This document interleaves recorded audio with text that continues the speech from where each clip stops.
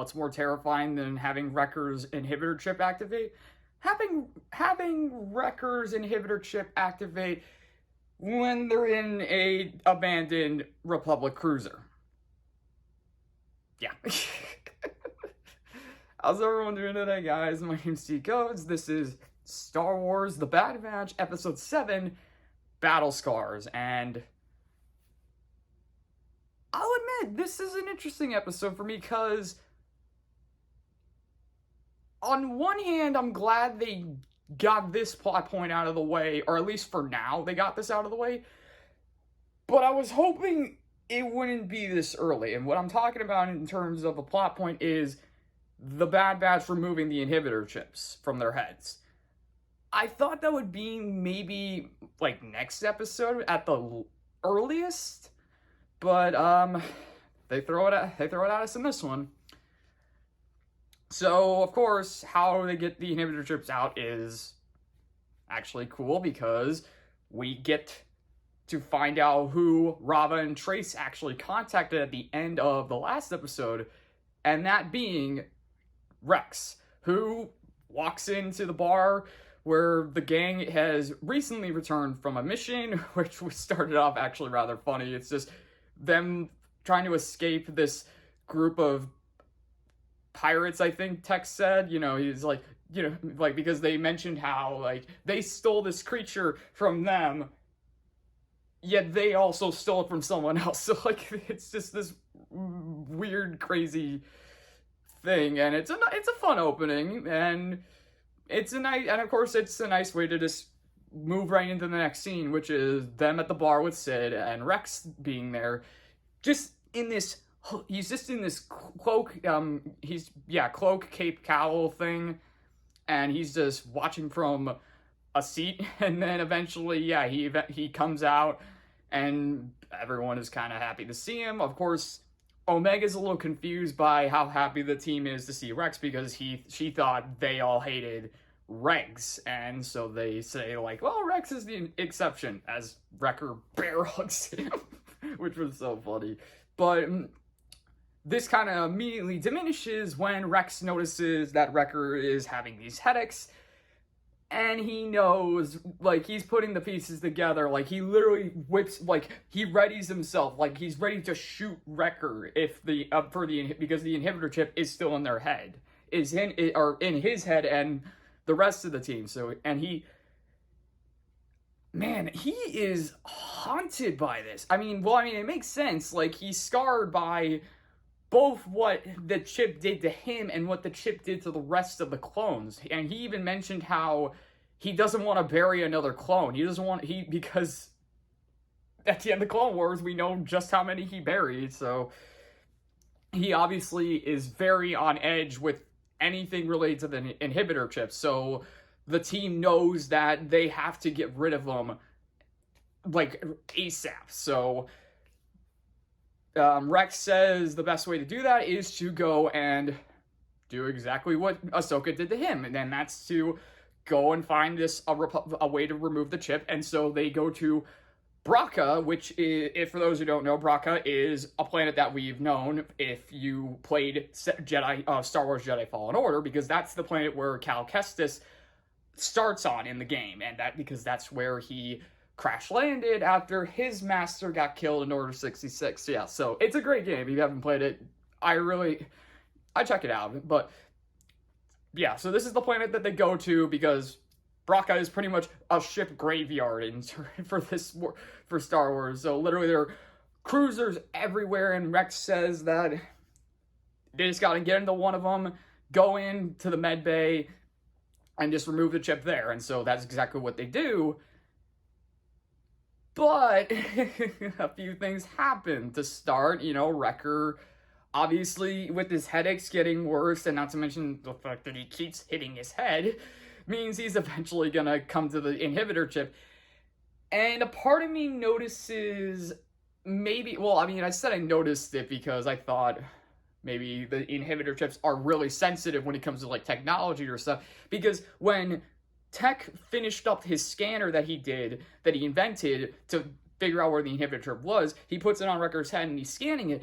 like, you hear, like, something going on, and Wrecker's just like, take it off. He's like, it's like, uh-oh, something's not happening, something's not right.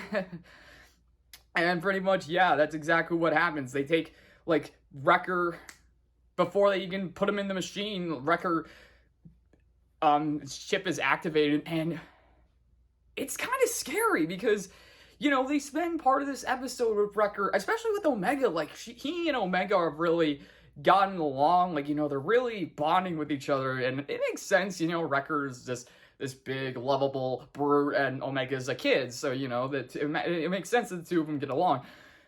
Here, though, you know, when the chip activates, it's interesting, because remember in episode 1 with Crosshair, he didn't like immediately like whip out his gun and started shooting the guys. He gave him a chance to like surrender, you know. He was like, and this is him with the chip like amplified in his head. So this is Wrecker. The second the chip activates, he starts attacking the guys because, as he states, they violated Order 66 and thus they must be terminated. And even Omega, like, he says, like, she's been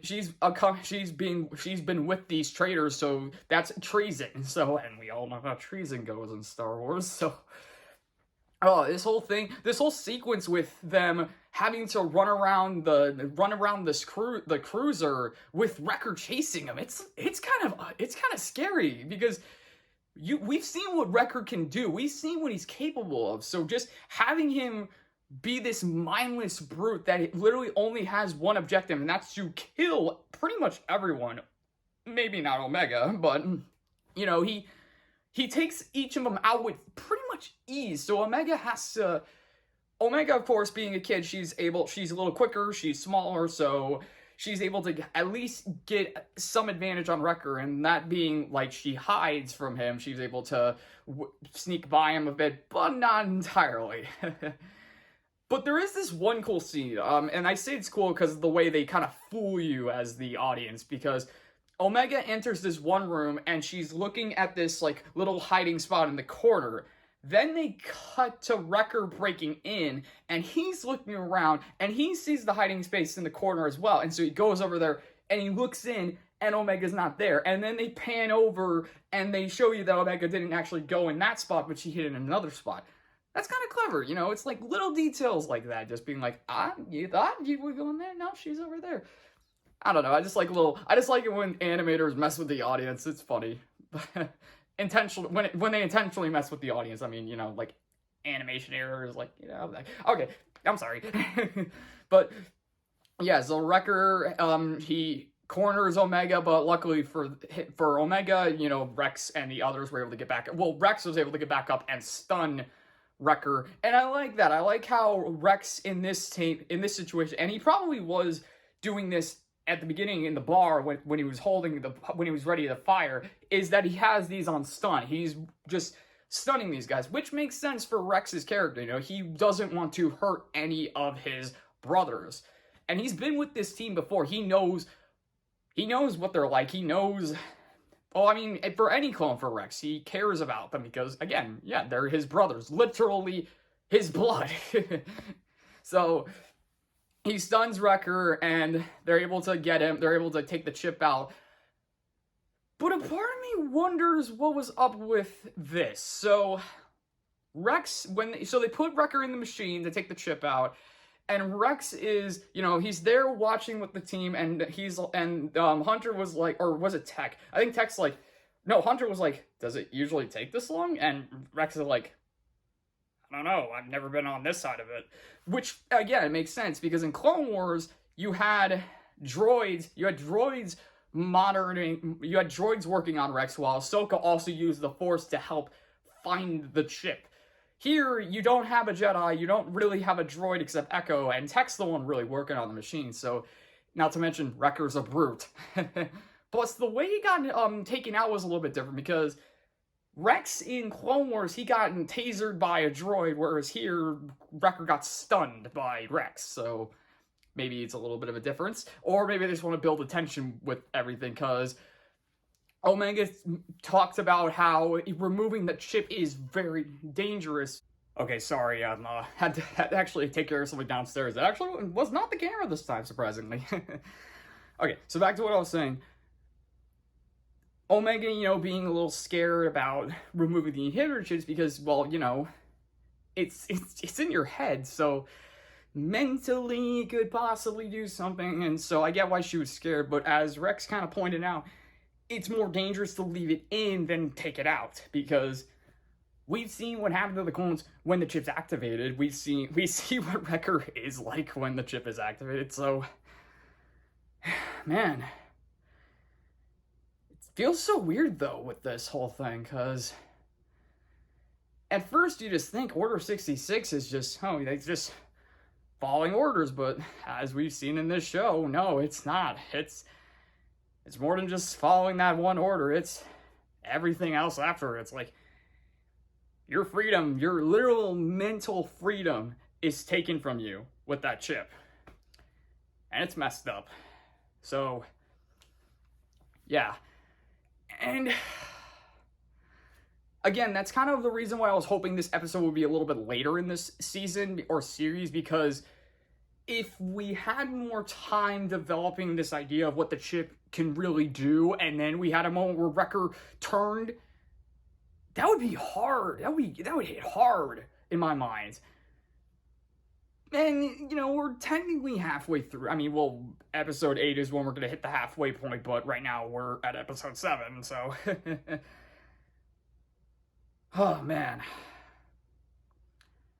But yeah, no, I'm glad we got it out. I'm glad we got them out. I'm glad we had that moment with Wrecker. We see just what could happen, the scariness of it. And, could they be put back in?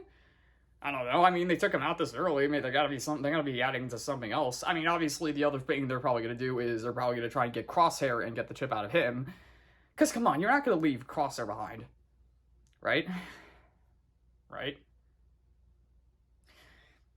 And then, pretty much the episode wraps up when Rex is contacting someone. Don't know who. Could be Ahsoka. Could be Gregor or Wolf, because if in Rebels that's who we know he ends up with.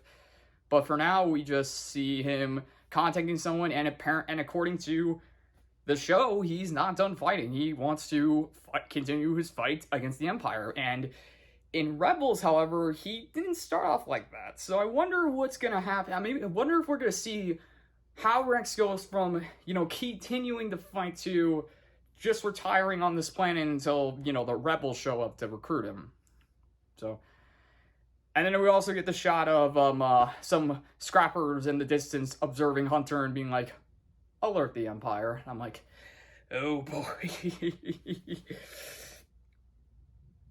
Honestly, though, I would have loved it if we saw, a young Cal Kestis somewhere. That would have been epic. Because we know, in terms of a Padawan, we let one go already. It might be nice to see another one. Plus, you can technically have the voice actor, too. That would be great, but I'm trying to get way too much into Fallen Order out of this. Just the fact when they said Braca, and I'm like, oh, yes, cool! I love all these callbacks so far, and seeing how, Rex has a lot of contacts already, Rava, Trace, has to be, we know Ahsoka, Wolf and Gregor sooner or later, and he also still has the Y-Wing ship from the end of Clone Wars as well. When the team lands on Braca, it's right there, so cool. Alright, is there anything else? No, I think that's it. Yeah, that's about it for this episode. I think it's a really good episode. It's a really tense episode.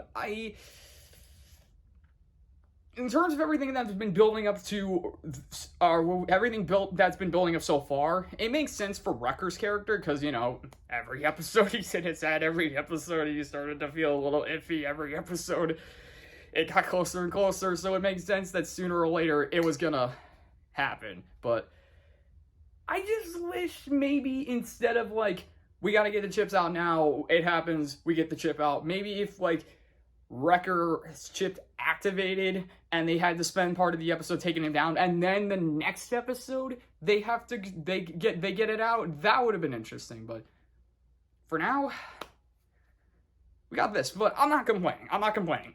so far, this has been a really good show, and I'm really excited to see where we go from here. And yeah, so okay, I really don't know what else to say. So I'm just gonna wrap it up there. So hope you guys enjoyed the video. If you liked it, leave a like. If you want to leave a comment, leave a comment. And if you want to subscribe. You don't have to. I'm just saying, thank you all for watching, and we will see you in the next video.